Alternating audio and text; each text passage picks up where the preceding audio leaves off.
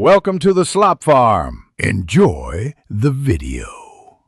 You start by powering down and removing power sources so you don't short components.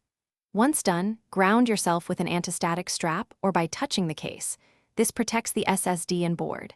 Make sure you have a compatible M.2 NVMe or SATA module and a small Phillips #0 screwdriver.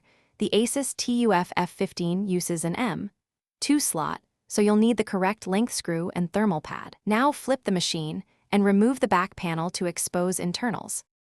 You'll locate the M.2 slot beside the battery and unscrew the tiny standoff that holds the drive. Insert the M.2 SSD at a 30-degree angle, aligning the notch to the key. This prevents wrong orientation. Once seated, press the drive down gently toward the motherboard and secure it with the standoff screw so it's snug but not over-torqued. If your model uses a thermal pad or shield, position it now to maintain cooling. Make sure connectors remain flush and unobstructed. You'll reinstall the back cover and reconnect any detached battery or cables, then boot into BIOS to confirm the new SSD is detected. This validates physical installation. Once detected, initialize and partition it in disk management or proceed to install your OS image.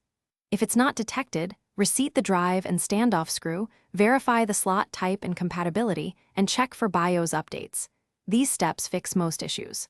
Finally, restore files or clone your old drive if needed and enjoy the speed upgrade. Thanks for watching.